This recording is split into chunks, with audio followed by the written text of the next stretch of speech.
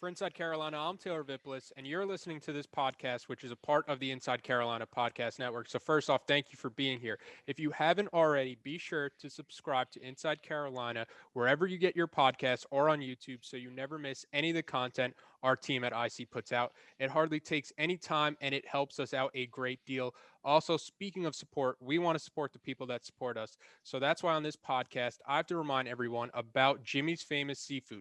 The reason they wanted to sponsor this podcast is simple. They're owned by UNC fans. With the pandemic and indoor dining restricted, it's a tough time right now to be a locally owned business. So it's helping out one of our own. And at the same time, you get ridiculously good seafood at a great price, a true win-win. For everybody wondering, my go-to order is the famous gift box where you get two massive crab cakes, two different kinds of crab soup, and then a half pint of crab dip. Visit them online at jimmysfamousseafood.com. And at checkout, use the code hashtag GDTBATH for free 2-day shipping. That's promo code hashtag GDTBATH. All right, let's get to it. As always, I'm joined by my guy and Carolina basketball legend, Justin Jackson. Justin, since the last time we talked, Carolina goes 2-0 with two double-digit wins, beating NC State over the weekend and then beating a pretty good Pitt team on Tuesday night. What have been your general takeaways after watching these last two games specifically? And they're just looking better and better, man. I think that's what should be most exciting is just how much better they're looking over each game. And different guys are stepping up in different times. And individuals are looking like they're getting better and better. So it's pretty encouraging. I mean, I was just talking to another Tar Heel legend and Kenny Williams, and he was kind of saying the same thing. Just how they're looking better, and I think that's the whole goal of the season, especially going into ACC. So it's been good to see. In the NC State game, you had five scores go for double digits, which is crazy where you have that many scoring options. How does that help a team when you do have that many people that can put the ball in the basket? Yeah, I mean, it makes it like we've talked about in past times, like it opens things up for kind of those guys, whether it's the guys inside or um, other scores that we have. And so I think seeing that it should be very encouraging because it shows that guys can score the ball all around the team. It's not just one guy here, but it shows that guys have the potential to really be active on that side of the ball. So I think that'll help them even more to just open up the floor even more.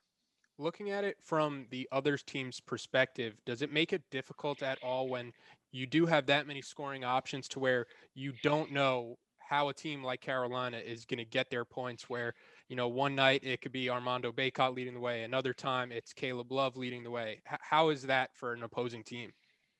Yeah, I mean it's tough because I'm pretty sure every team, whenever they go into a game against North Carolina, it's like, okay, we got the bigs inside, we got to try to stop them as much as we can offensively, rebounding, and then it's also in transition, right? So it's like if those are the main areas the teams go in to try to defend, and you've got Kerwin out here shooting threes and knocking down threes, and then you got Caleb out here really being a threat from the outside and being able to score as well.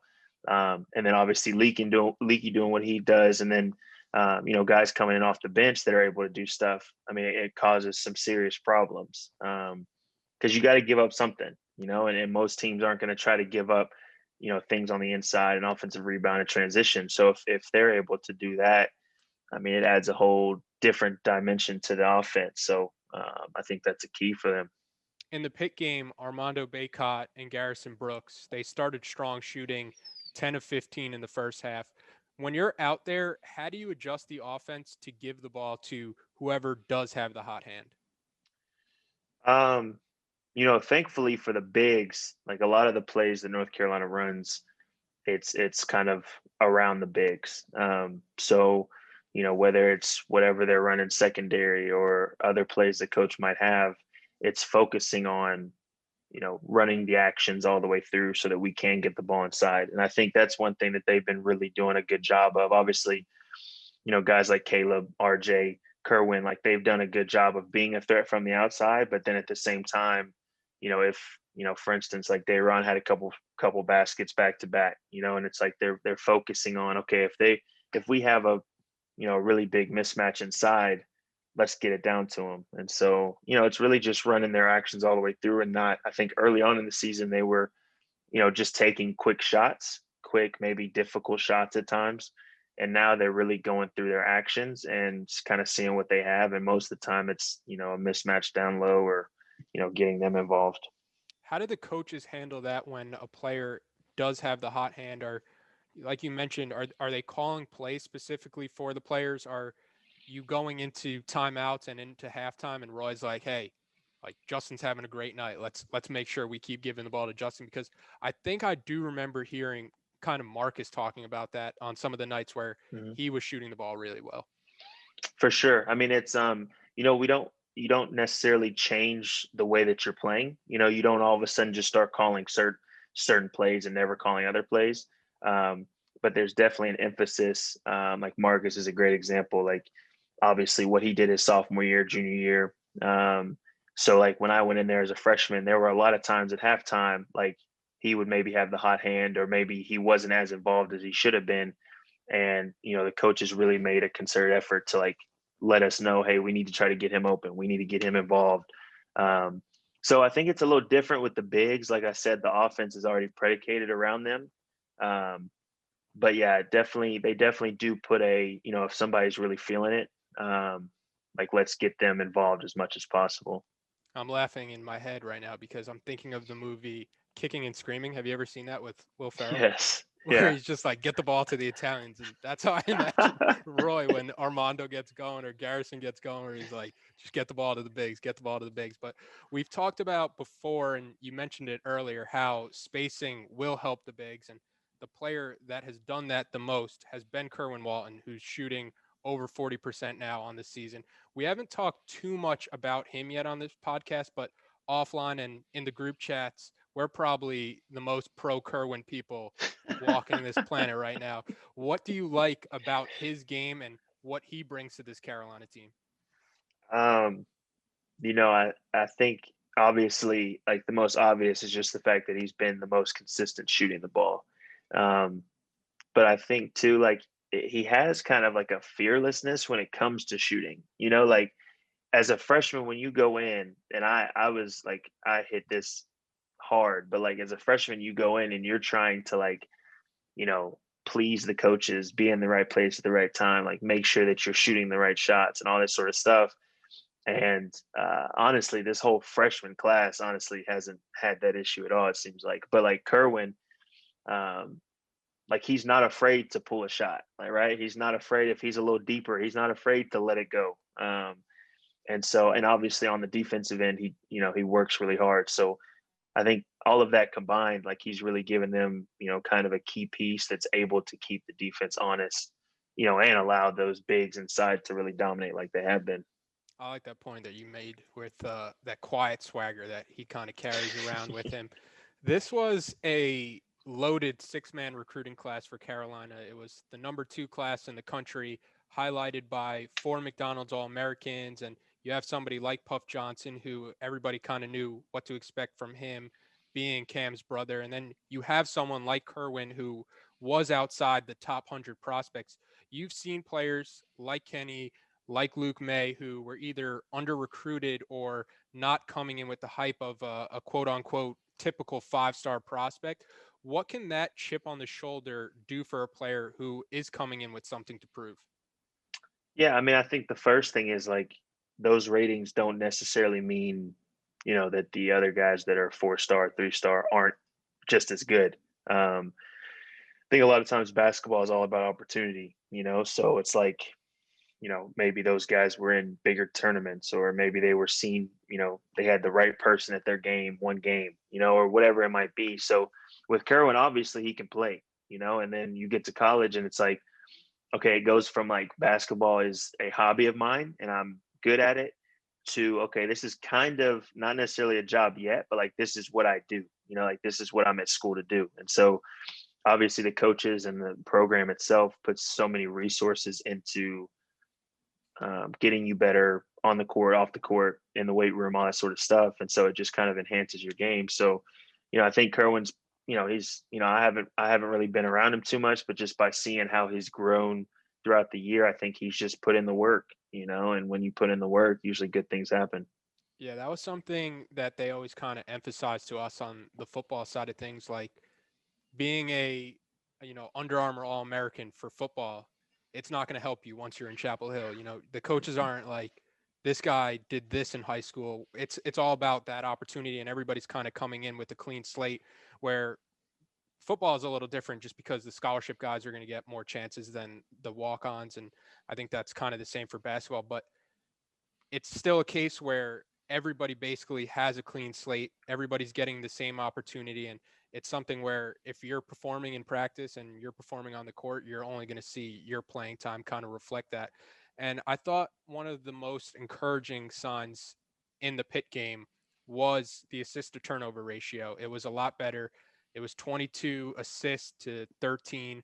The flow of the offense looked a lot better. They shot like 61% in the second half. Is that just a case of a young team that's now more comfortable and more familiar playing with each other? Yeah, I mean, I think it's that. I think it's, the point guards and the people that have the ball in their hand the most, them feeling more comfortable and running the offense, and kind of knowing where to be and what to do in certain situations. And I think it's just a matter of them continuing to get more comfortable. We talked about how like the off season they didn't have a ton of time, and obviously like preseason they didn't have those exhibition games and stuff like that that you normally get.